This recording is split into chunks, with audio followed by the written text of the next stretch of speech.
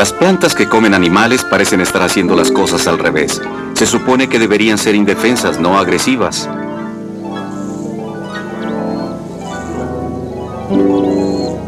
Desde la hidra de los antiguos griegos hasta la novela mejor vendida de John Wyndham, El día de los trífidos, las personas se han emocionado con el delicioso horror de los vegetales asesinos. Sin embargo, también tienen un uso positivo en los momentos y en los lugares adecuados. Aunque son letales para los insectos, sus jugos tienen propiedades curativas.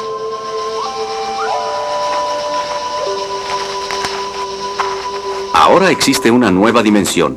Los científicos han descubierto que un gran número de animales depende de las presas que son atrapadas por las plantas. Para ellos, las trampas mortales son líneas de vida.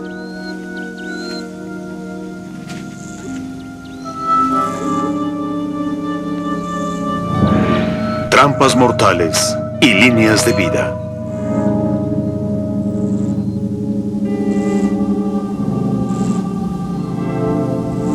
Una nueva mirada a las plantas carnívoras.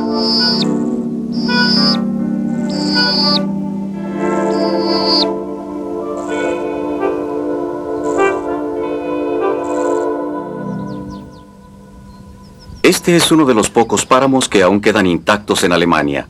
Es un lugar tenebroso y desértico donde los senagales están a la espera de los incautos. Jamás fue cultivado porque la tierra es estéril y no sirve para la agricultura.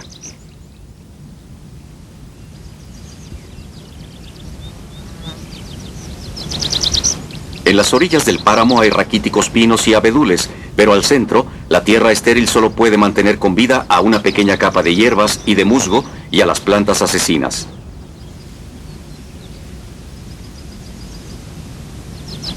Una de las plantas que alcanza a levantarse por encima del musgo es la rocío de sol.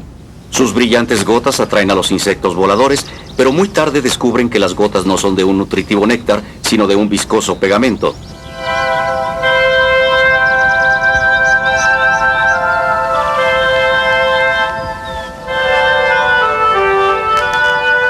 Una vez que la víctima queda atrapada, ya no tiene posibilidades de escapar. Los tentáculos ceden con los movimientos del insecto para que no pueda liberarse del pegamento. Para las plantas de la familia de las rocío de sol, las droseráceas, atrapar insectos es su única manera de sobrevivir en este hábitat. Los cuerpos de sus víctimas les proporcionan los nutrientes que no encuentran en esta tierra estéril.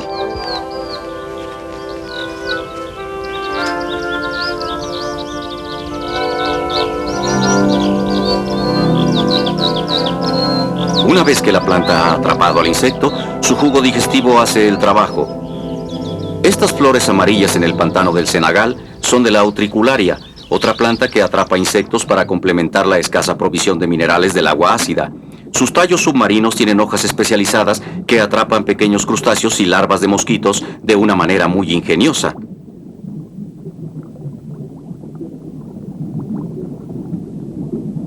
Son pequeñas bolsas de unos 2 milímetros de longitud en las cuales la presión es más baja que en la del agua que la rodea.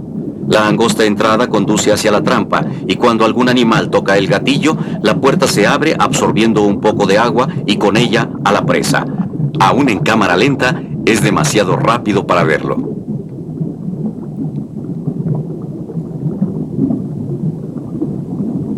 La presión interior vuelve a descender en unas pocas horas, quedando lista para atrapar más comida. Ya que digerir a la presa puede tomar varios días, a menudo hay más de una víctima en cada trampa, un valioso almacén de comida no disponible para otras plantas.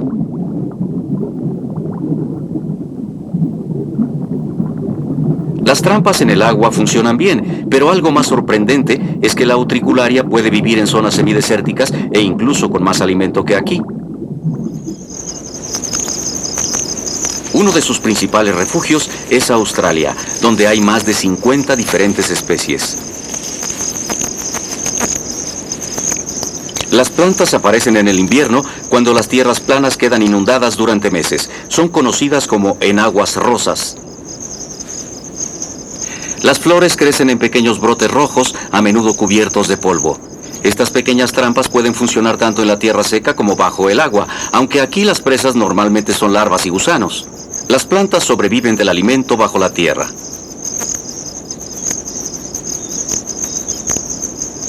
Las rocío de sol casi siempre crecen en los mismos lugares. 3 especies de la rocío de sol viven en el oeste de Australia y las hay en todas formas y tamaños, desde las pequeñas de varios milímetros hasta las gigantes de más de 1 metro de altura. La mayoría de las rocío de sol australianas sobreviven durante el seco verano como bulbos o semillas, como las utricularias que salen a la superficie solo en el clima húmedo del invierno y entonces cubren la tierra como una alfombra de joyas. Para las personas que poseen alguna especie de rocío de sol en su casa, es sorprendente observarlas. Sin embargo, para los insectos australianos es una invitación a una comida final.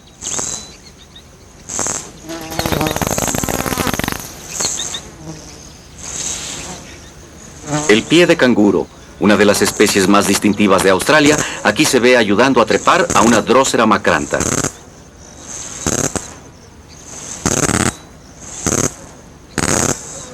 En Australia, las rocíos de sol son muy abundantes. Crecen bien en las tierras pobres y barridas por el fuego porque pueden tomar su sustento en cualquier lugar.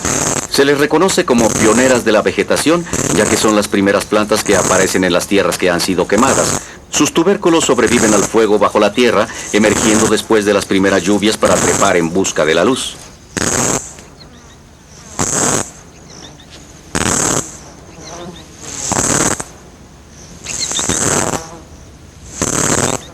Usan sus hojas pegajosas para ayudarse a subir. Algunos tentáculos se doblan para aferrarse a la rama, mientras que otros de la misma hoja siguen atrapando insectos. Esta adaptación de los tentáculos para 2 propósitos completamente diferentes aún no se ha entendido del todo. Las droseráceas también son pioneras en las áreas de desechos de los humanos. Crecen sin ser vistas a los lados de los caminos hasta que son miles en un solo metro cuadrado. Pueden florecer aquí porque todo lo que necesitan es afianzarse. Obtienen su alimento del aire. Estas hojas solo miden 3 o 4 milímetros, pero cuentan con largos tentáculos con los cuales pueden atrapar a sus presas con una sorprendente velocidad.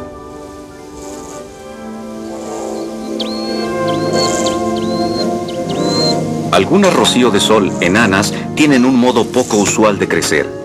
En la temporada de lluvias, la Drosera dicocéfala no produce trampas con las hojas, sino unos pequeños retoños. Son pequeños embriones que miden menos de 1 milímetro. Las fuertes lluvias logran separarlos y se alejan flotando.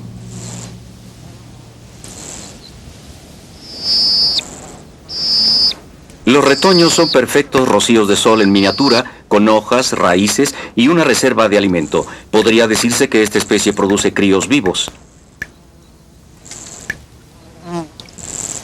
Si el clima continúa húmedo, la planta brota en algunos días. No tienen mucho tiempo para crecer en la breve temporada de lluvias. Primero se afianzan a la tierra y entonces, solo 10 días después, producen su primera hoja, pero con una trampa.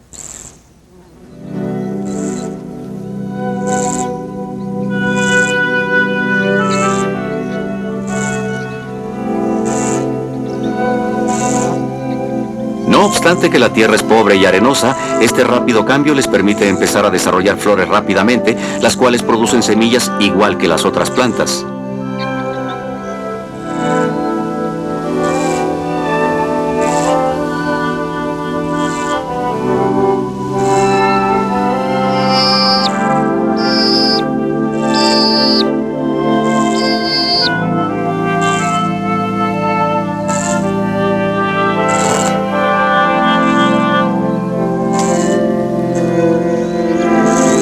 Rocío de sol enanas escapan de las inundaciones y de la arena que trae el viento y se levantan sobre la tierra. Las hojas más bajas atrapan granos de arena para formar pequeñas torres con algunas hojas pegajosas que crecen en las puntas. Sea cual sea el clima, sus trampas siempre están listas para la acción.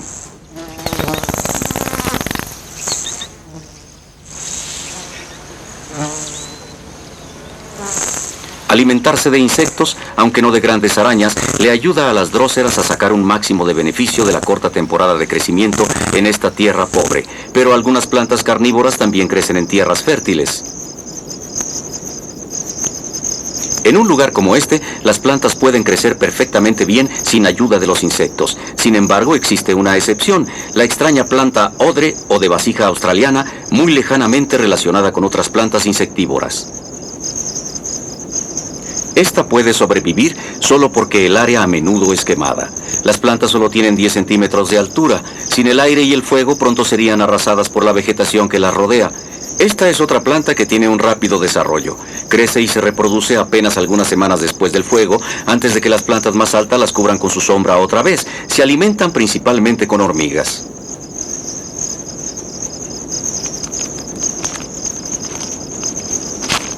La planta australiana de vasija no está relacionada con las plantas de vasija del sureste de Asia, aunque parecen muy similares. Las famosas plantas asesinas del bosque lluvioso se encuentran principalmente en la antes impenetrable jungla de Borneo, aunque hoy las especies desaparecen incluso antes de que se les pueda asignar un nombre. Pero ya quedan muy pocos de los bosques originales de Borneo. La mayor parte han sido sustituidos por casuchas de cartón o de ramas.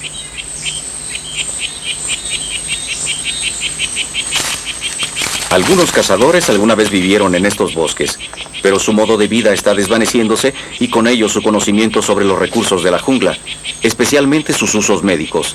Para ellos, en algún tiempo, esto fue como una vasta tienda llena de remedios naturales. El cambio se hace más aparente en el norte de Borneo. Gracias al petróleo es un país rico y esto ha retrasado la destrucción de sus bosques, pero el antiguo estilo de vida no ha desaparecido. Las casas tradicionales como esta ahora son el hogar de unas 1000 personas que cultivan arroz y vegetales al estilo antiguo. Las demás ya han sucumbido al avance de las ciudades.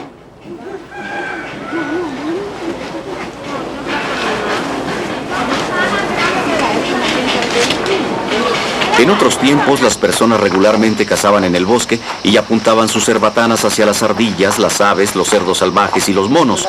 Vivían de lo que la jungla les ofrecía. Estos descendientes modernos son pocos ahora en el bosque.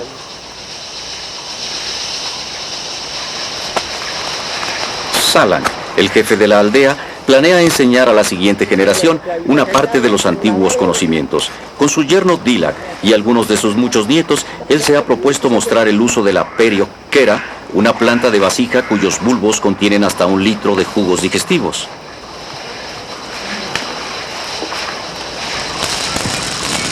Las plantas sirven como excelentes cuencos para cocinar arroz utilizando el mismo líquido. Simplemente la enrollan con las hojas y la convierten en un horno para el arroz, produciendo el calor exacto para cocinar el arroz sin quemar el cuenco. Para los niños esta experiencia es una gran diversión. Ellos en realidad no entienden cómo vivía Salan cuando era niño, pero todos se portan bien por respeto a su edad.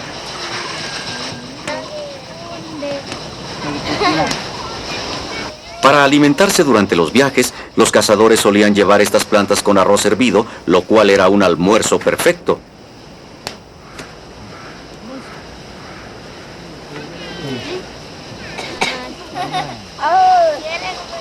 Entre el arroz hervido están los restos de las presas de las plantas, lo cual le agrega a la comida un especial sabor.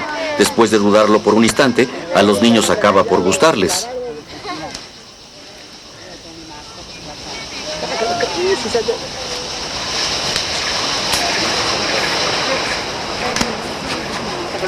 Las vasijas tienen otros usos. El jugo ácido de las trampas que aún no han abierto es un antiséptico y hasta el día de hoy es usado para lavar los ojos irritados y las heridas menores. En otros tiempos las vasijas eran usadas por los cazadores como una fuente de agua para beber, porque aunque aquí llueve casi todas las tardes, el agua se absorbe muy rápidamente en el piso esponjoso del bosque.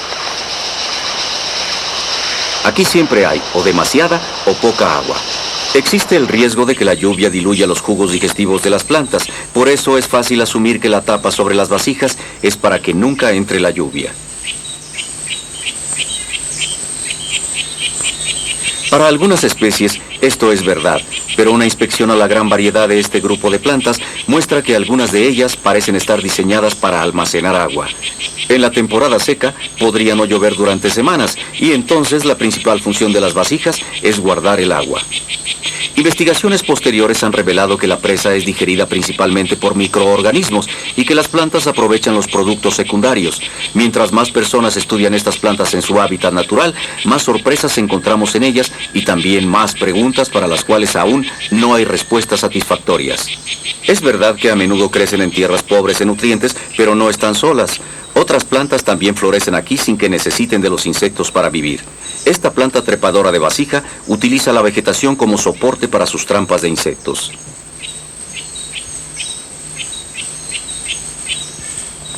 Las trampas en cada planta incluyen una gran variedad. Cuando las vasijas están en la parte superior, son pequeñas y delicadas y con brillantes colores que atraen a los insectos voladores. Y cuando las vasijas están abajo, son más grandes y tienen alas verticales que guían a los insectos rastreros hacia la entrada. Esto les permite atrapar a una sorprendente variedad de presas.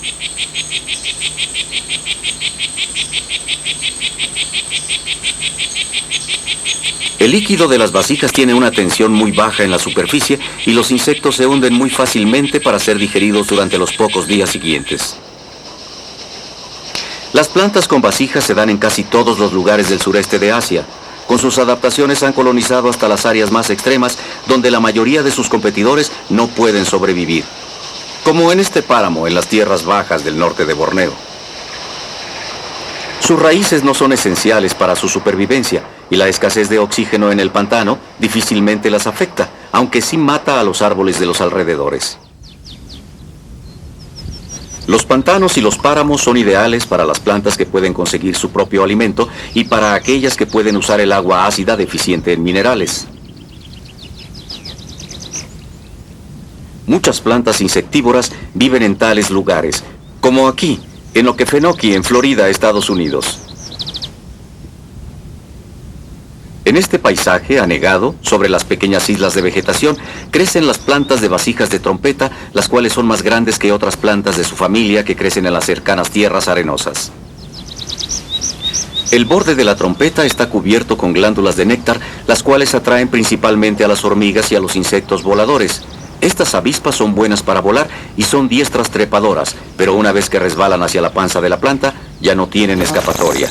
Cuando dos de ellas chocan en la boca de una planta, solo una logra salir.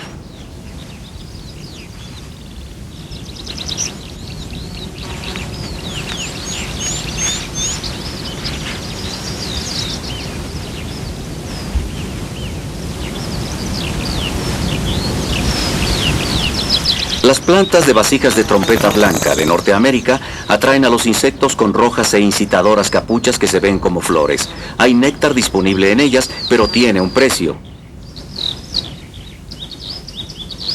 Las plantas obtienen mucho néctar producido por fotosíntesis usando agua, dióxido de carbono y luz solar.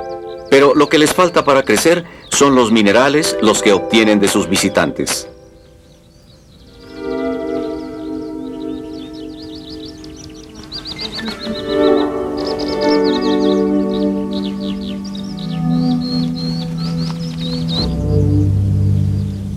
La mejor conocida y a la vez la más misteriosa de las plantas carnívoras crece en los pantanos de Carolina del Norte y del Sur. Al verla por primera vez, Charles Darwin la llamó la planta más maravillosa del mundo. Su nombre: la Venus atrapamoscas. Las puntas de sus hojas se han desarrollado como pequeñas bandejas armadas con cerdas altamente sensibles. Estas pequeñas puntas esconden uno de los grandes secretos del reino de las plantas. Son parte de un sistema sensor tan eficiente y tan veloz en su reacción que es fácil olvidar que es una planta. Aún ahora, el funcionamiento de estas trampas solo se conoce en parte. Lo que se sabe es que tocar una sola vez las puntas no es suficiente. Se requiere de 2 toques para disparar las cargas eléctricas que súbitamente cambian las condiciones en la hoja.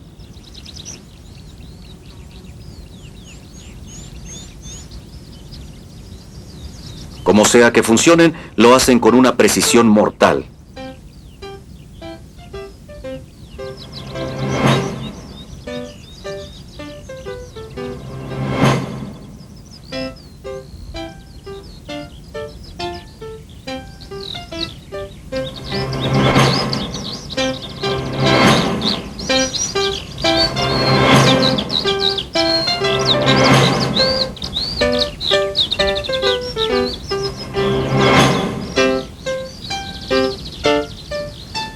Después de cerrarse en aproximadamente 1 hora, las 2 mitades de la hoja formarán una concha fuertemente cerrada en la cual la presa será digerida en los siguientes días. De cada captura brota una nueva rama en crecimiento, produciendo nuevas trampas. La fotografía en tiempo modificado muestra a la Venus atrapamoscas como lo que es: una voraz planta asesina de la ciencia ficción.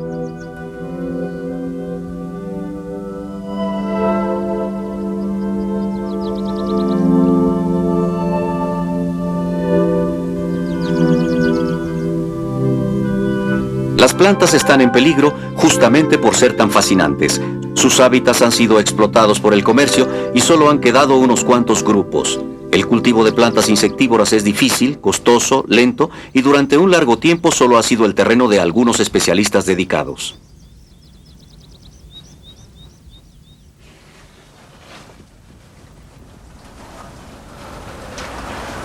En este invernadero los estudios se iniciaron en la década de los 80 con un cultivo totalmente artificial de la Venus atrapamoscas. Al principio eran mucho más costosas que los millones de plantas salvajes recogidas, pero a medida que las comunidades naturales desaparecieron, las importaciones europeas finalmente sufrieron un colapso.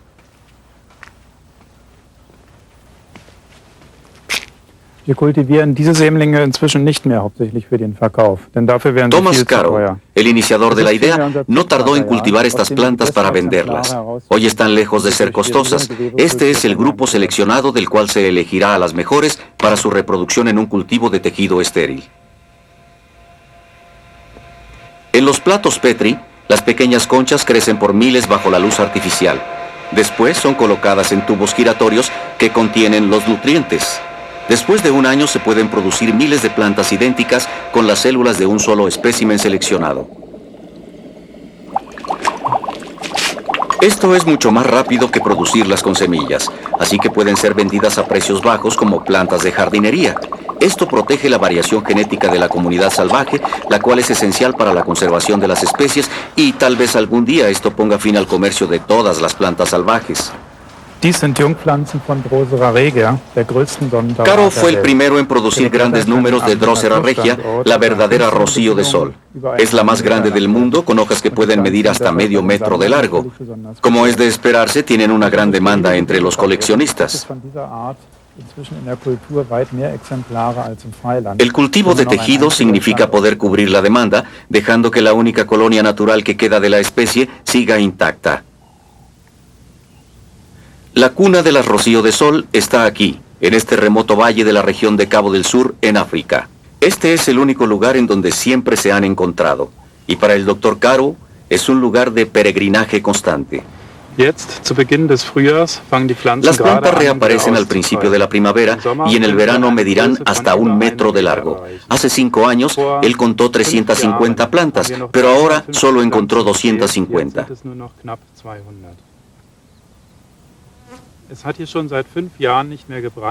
Hace 5 años que esta zona no se ha quemado. La vegetación ya ha crecido muy alto y las rocío de sol están siendo gradualmente cubiertas. Ellas necesitan de la vegetación abierta y mucha luz para atrapar suficientes insectos. Y estas condiciones solo pueden mantenerlas los fuegos naturales regulares.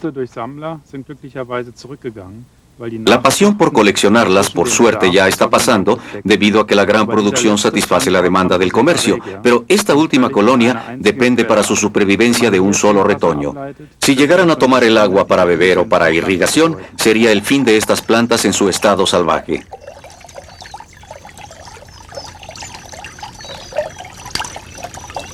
La rocío de sol del Cabo, que también se da aquí, es una especie popular entre los coleccionistas debido a que es fácil mantenerla. Y al igual que la rocío de sol real, ya existen más especímenes cultivados que salvajes. Los coleccionistas adoran verla torcer sus largas y delgadas hojas alrededor de sus presas.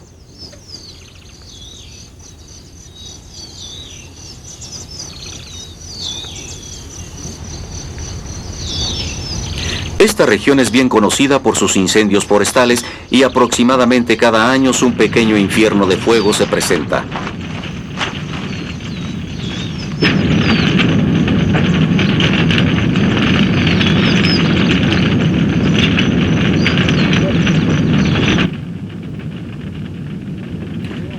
Los animales más grandes pueden escapar, pero las plantas de la superficie son destruidas. Aquellas con brotes bajo la tierra sobreviven al fuego, volviendo a crecer después de las primeras lluvias. Muchas semillas de hecho no germinan si no obtienen la ayuda del fuego. Tienen una ventaja sobre las otras. Sus semillas crecen en la tierra enriquecida con la ceniza y libres de la competencia por la luz y el espacio, lo cual les permite brotar rápidamente.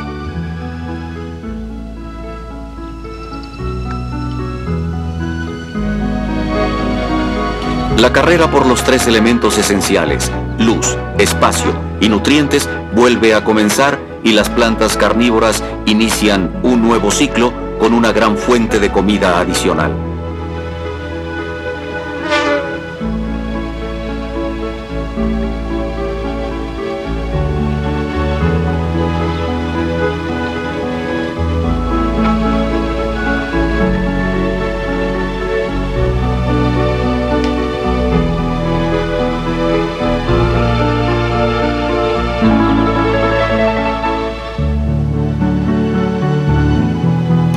La región de Cabo del Sur en África es una maravilla botánica. Es uno de los centros de irradiación evolutiva más grandes del mundo, con una sorprendente variedad de especies divergentes entre sí.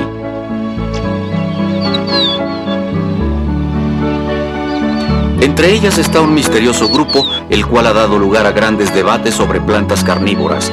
Son las plantas del rocío. Son en extremo pegajosas, pero su pegamento no es el mismo que el del rocío de sol. Estas atrapan a sus presas no con celulosa, sino con resina.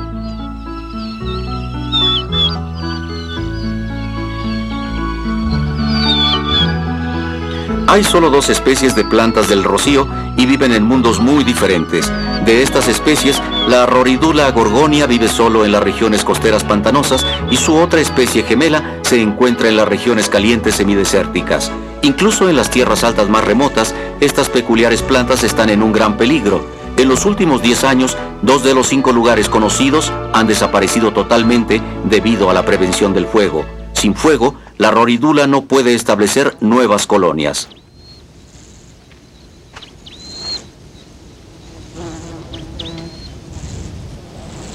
Aquí, la única fuente regular de humedad en el verano es el rocío de la mañana. La Roridula dentata, con sus hojas divididas, es especialista en recoger todo el rocío posible.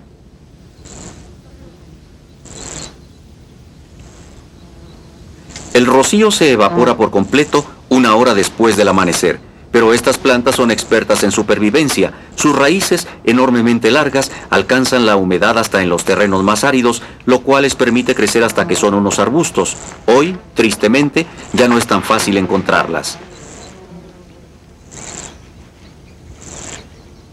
Thomas Caro junta las semillas para cultivarlas en su laboratorio, esperando establecer al menos una colonia segura de esta extraña planta. Solo el 1% de ellas germina en los exteriores, pero bajo condiciones de laboratorio, casi todas lo hacen, ofreciéndole a él el material para su proceso de microcultivos. Al simular las condiciones áridas necesarias con un periodo de calor, él logró, por primera vez, cultivarlas en un gran número bajo condiciones estériles. Finalmente, en este invernadero, él fue capaz de realizar investigaciones que arrojaron nueva luz sobre la biología de estas misteriosas plantas. La Roridula no tiene enzimas para digerir a los miles de insectos que atrapa, pero esto no es una masacre sin sentido, sino una sutil y compleja estrategia. Los insectos son parte de ella, no son víctimas, sino clientes de la planta. Estos son los cápsid y caminan ágil y diestramente entre los pegajosos tentáculos.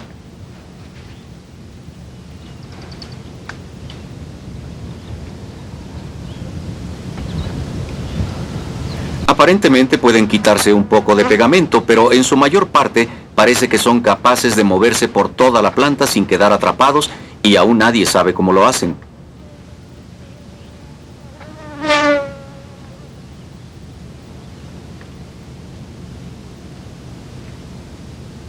El fuerte pegamento jamás se seca, ni siquiera en el calor del verano africano. Si algún insecto queda atrapado, su destino será la muerte. Para los cápsid, los movimientos de los insectos moribundos son una inconfundible señal. Los esfuerzos de la infortunada presa significan solo una cosa: alimento. Esta mosca es enorme. Una patada y el cápsid podría encontrar su fin entre los tentáculos. Se sujeta con cuidado para no caer y con más cuidado todavía se acerca a su víctima.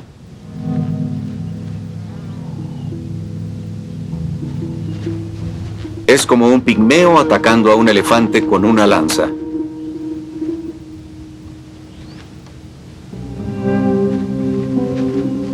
Está hambriento y la oportunidad de comida gratis no se puede desaprovechar.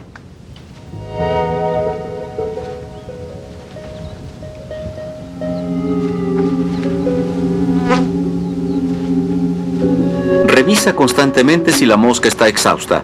Debe atacar tan pronto como pueda hacerlo, porque en cualquier momento otro cápsid podría aparecer y robarle parte de su premio.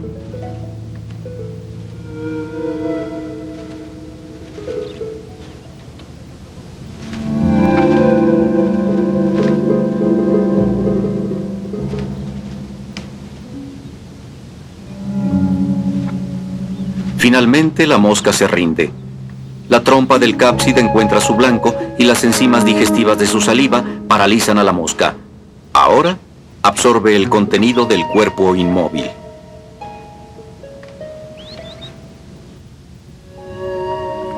Las larvas también tratan de obtener una parte de la presa, pero debido a sus pequeñas probóscides, deben encontrar un lugar no protegido como la articulación de una pata.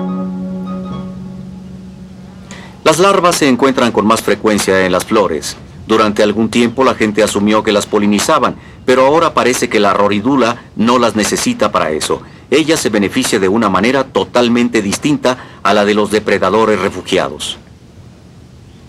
Lo que derraman sobre las hojas le proporciona a la planta los minerales extraídos de sus víctimas, y en efecto, los cápsid son como las enzimas de las cuales la planta carece. En los experimentos, las plantas con insectos crecieron mejor y produjeron más semillas que aquellas de las cuales los insectos fueron retirados. Este es un perfecto ejemplo de simbiosis. La roridula tiene otros muchos huéspedes. Las arañas, que están acostumbradas a moverse en lugares pegajosos, están tan cómodas en casa como entre los mortales tentáculos. Para ellas, toda la planta es como una telaraña gigante. Es exactamente como esta hembra de araña lince la utiliza.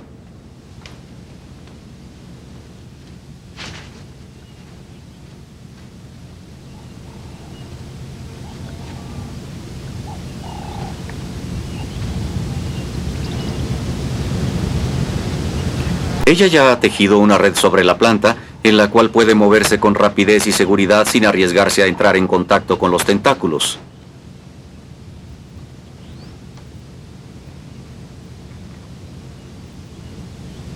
Cada vez que se mueve a una nueva posición, deja una nueva línea de seguridad a lo largo de la cual podría retirarse si el peligro amenaza.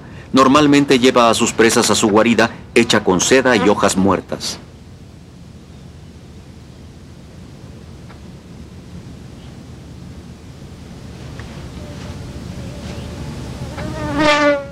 Es muy extraño encontrar a más de 2 arañas en una sola planta. Es como si defendieran el arbusto como territorio de caza contra los de su propia especie.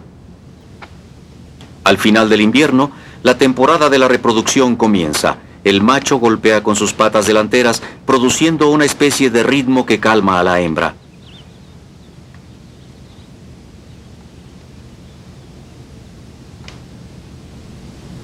Si ejecuta mal el ritmo, la hembra no lo tomará como pareja, sino como alimento.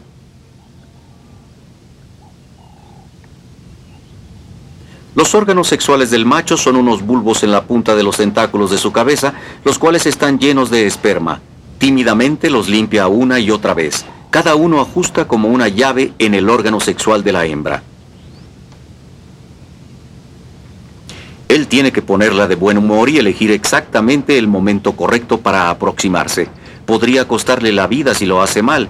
Cuando la hembra está lista, ella se cuelga al revés, pero él tendrá muy poco tiempo para depositar su esperma antes de que ella despierte del trance. El macho escapa vivo, pero paga un precio. Dejó la punta de sus tentáculos dentro de la hembra. La araña cangrejo está esperando a los insectos de las flores. Ellas saltan sobre sus presas y las emboscan sin usar una red.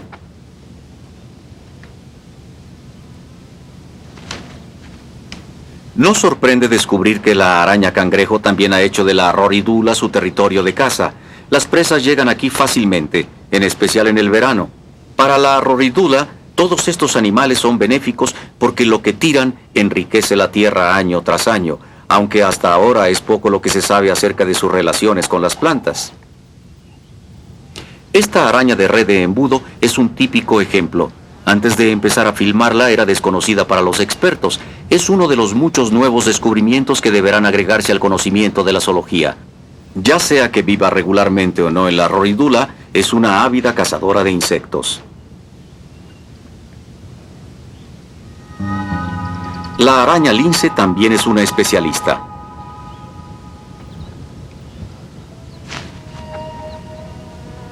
Esta planta, una vez considerada una trampa mortal para los insectos, ahora prueba ser una línea de vida, el centro de una compleja cadena alimenticia. Incluso su clasificación es controversial. Algunos dicen que es una planta carnívora, mientras que otros no están de acuerdo. Tales etiquetas ahora son más provisionales de lo que eran, porque la naturaleza es más compleja de lo que solía parecer. Las rocío de sol son un buen ejemplo en su tierra de origen, Australia.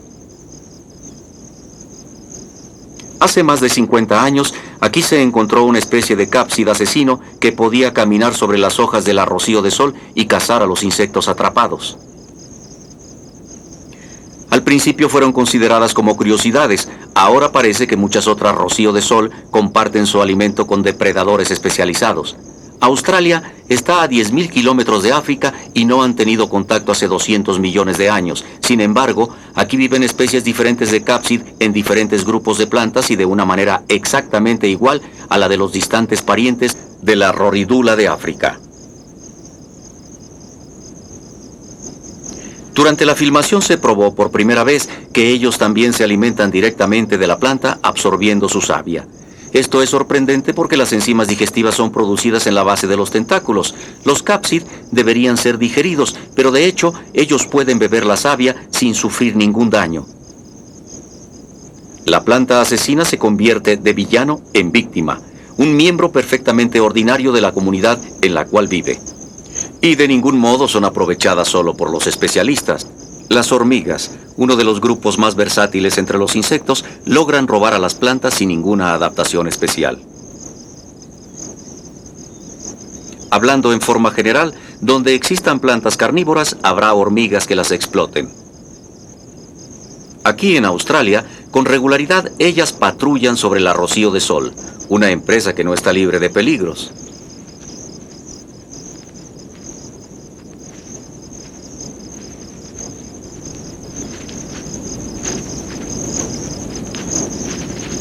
Algunas pierden la vida en este tramposo y pegajoso territorio de caza.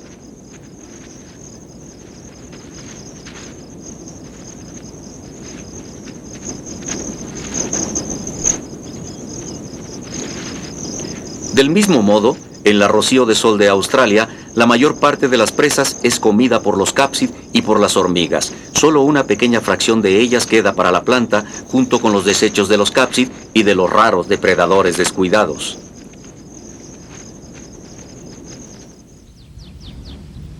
En las trampas de vasija de trompeta de Norteamérica, también muchos animales participan en la lucha por el botín.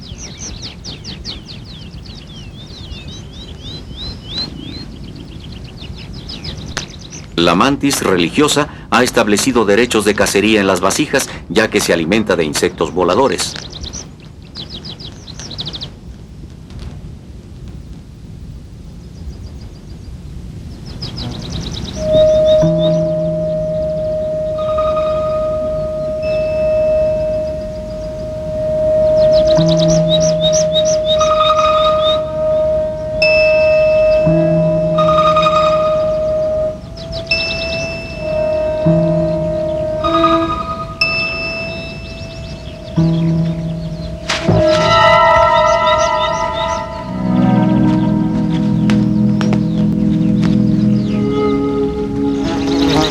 Las plantas deben compartir lo que está disponible, pero en los tibios días de verano hay suficiente para todos.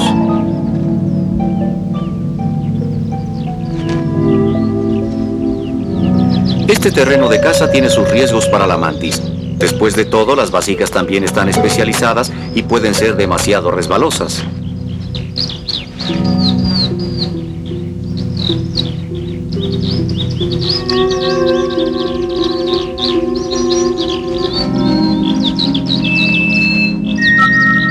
Para las arañas, los tubos resbalosos no son un problema. Ellas bordan la entrada con seda para tener de dónde sujetarse. Entonces, la espaciosa trampa se convierte en una guardería perfecta. La cría nace protegida del viento y del clima. Su madre ha tejido una red de seguridad a través de la boca de la trampa, de modo que puedan trepar sin dificultad. La araña bloqueará la trampa por un par de días, pero esta oruga camuflada puede ser mucho más peligrosa para la planta. También puede caminar con seguridad sobre la lisa superficie de la trampa. Primero, cuidadosamente, hace un tejido de seda sobre la pared. Con sus cuerdas de seguridad, la oruga puede seguir su camino hacia el interior de la planta. Se da la vuelta y comienza a cerrar la trampa con un más grueso tejido de seda. Los visitantes, voluntarios o involuntarios, no son bienvenidos. La oruga tiene otros planes con la vasija y no quiere ser interrumpida.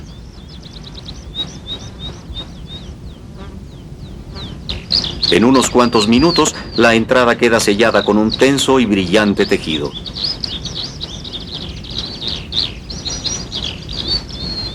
Ya protegida, la oruga comienza a realizar sus verdaderos propósitos. Comienza a comerse la vasija desde adentro, pero lo hace tan inteligentemente que ésta permanece relativamente intacta, ofreciéndole a la vez alimento y abrigo durante semanas.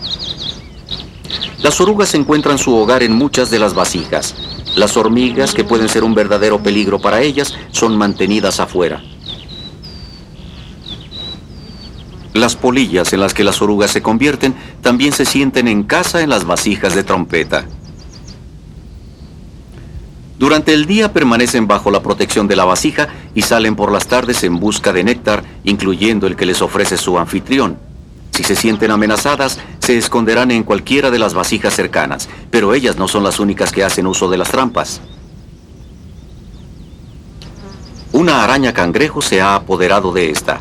Parece que se especializa en cazar a estas polillas, las cuales son muy comunes en algunos grupos de vasijas de trompeta. Cuando una oruga ya ha devorado la parte interior de una vasija, tiene que mudarse a una nueva planta. A veces solo requiere de un pequeño corte para abrirse camino a través de la pared.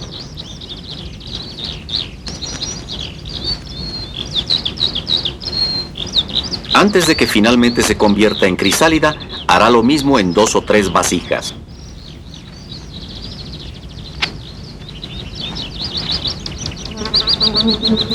Después de que la capa interior ya ha sido comida, la vasija se vuelve casi transparente. Solo la epidermis exterior queda intacta. Justo antes de convertirse en pupa, la oruga también muerde esta capa trazando un círculo. La vasija se dobla creando un refugio perfecto para la pupa. A menos que sean detenidas por el fuego, estas pequeñas orugas pueden destruir áreas enteras de vasijas de trompeta. Aquí tampoco las plantas asesinas tienen todas las ventajas consigo. Algunas de las más complejas interrelaciones entre las plantas carnívoras se dan aquí en Borneo. Aquí no son solo los humanos los que utilizan estas vasijas con sus propios propósitos. En muchas de ellas hay hormigas, las cuales caminan sin dificultad por las orillas de las trampas.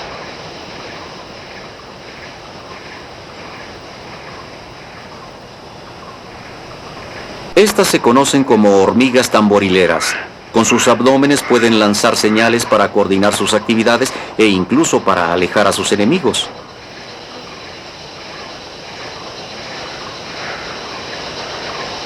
Se alimentan del néctar que esta especie produce en abundancia en unas partes semejantes a espinas, las cuales crecen bajo la tapa de la vasija. A cambio, ellas protegen a la planta de sus enemigos.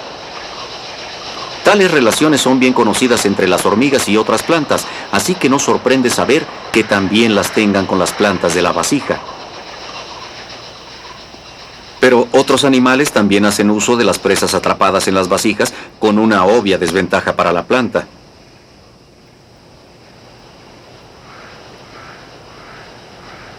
Un cangrejo de agua dulce se introduce en la vasija.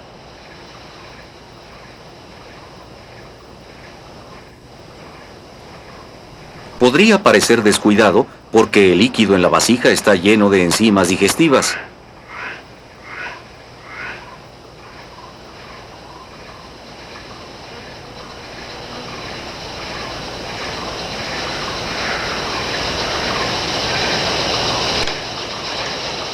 Pero un baño en la aparentemente letal mezcla no tiene ningún efecto en el cangrejo. Revisa todos los sedimentos del fondo de la vasija buscando pequeños pedazos de alimento entre las sobras.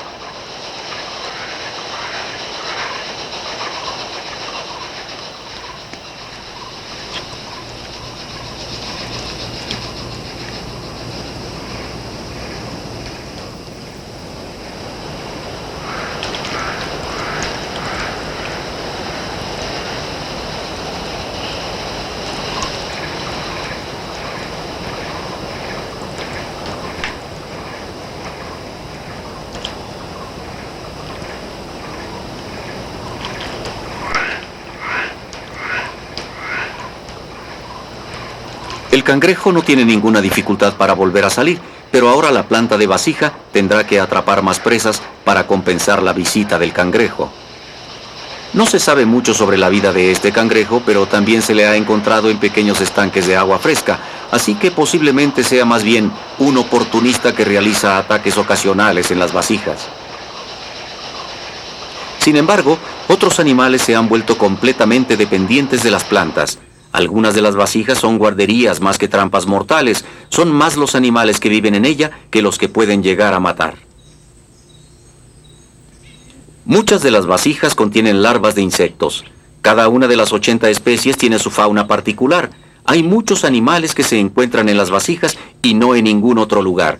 Las larvas de los mosquitos son muy comunes debido a que difícilmente se encuentra otro lugar con agua en el bosque. Naturalmente, una gran variedad de depredadores hace uso de estas productivas áreas de cacería. Una de las grandes especialistas es la araña cangrejo llamada Misumenops. Bajo su propio riesgo se sumerge en los jugos digestivos de la planta. En sus órganos respiratorios tiene unos pelos especiales que atrapan el aire para que pueda respirar bajo el agua, pero jamás entra al mortal líquido sin una línea de seguridad de la cual jamás se suelta. Sin ella no podría volver a salir del líquido debido a que la tensión de su superficie es muy baja.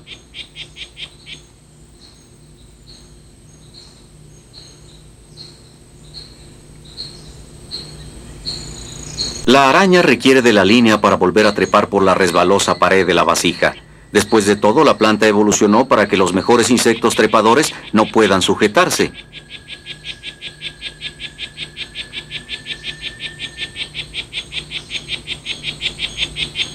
La Misumenops es una visitante regular.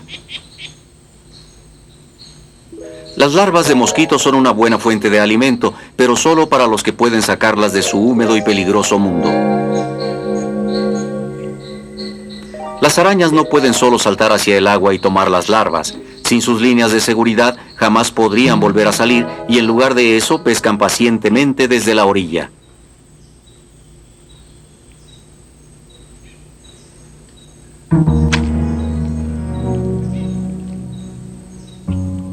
En el líquido de las vasijas, desde las bacterias y los hongos hasta las larvas y sus depredadores, encontramos una compleja cadena alimenticia en algo no más grande que una taza de café.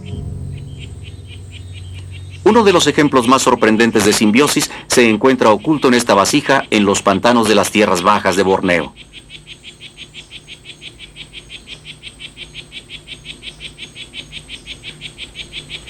Bajo la orilla de las trampas hay pequeñas hormigas que se sujetan de las paredes de la vasija. El grupo social es pequeño comparado con los de otras hormigas.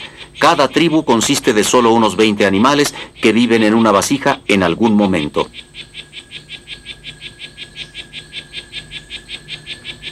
Cuando un grupo se apodera de una vasija, primero construyen la cámara de nacimiento donde la reina y las larvas van a vivir.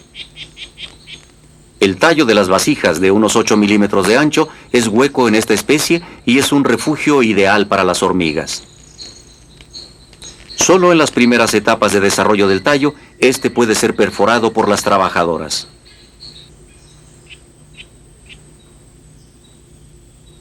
Igual que las hormigas tamborileras, estas recogen el néctar de la planta para sí mismas, pero para sus larvas necesitan alimento rico en proteínas. Como las Misumenops, ellas pueden nadar. Es una destreza jamás antes vista en las hormigas y lo hacen libremente sin líneas de seguridad. Estas son las primeras escenas de lo que esta especie de hormigas hace para cazar, las cuales fueron posibles gracias a la cercana colaboración de los científicos australianos.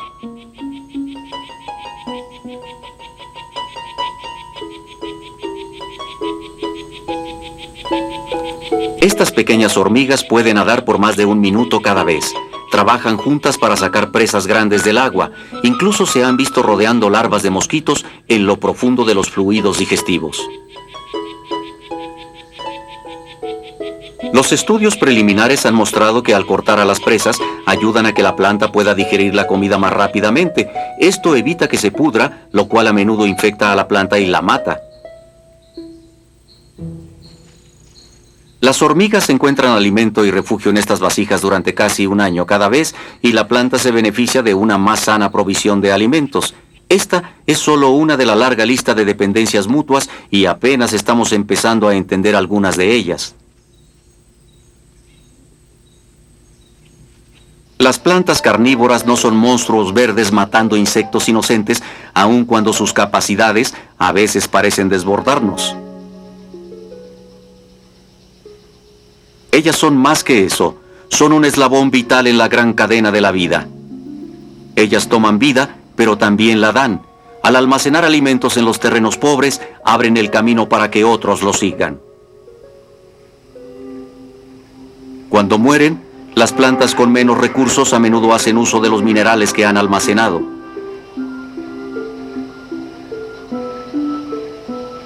Esta es la mimosa. Es otra planta que fascina a las personas con sus sorprendentes hojas móviles. Usa sus habilidades no para retener a sus visitantes, sino para ahuyentarlos. Y no es un mal truco para la planta, ¿no lo creen? Trampas mortales y líneas de vida. Una nueva mirada a las plantas carnívoras.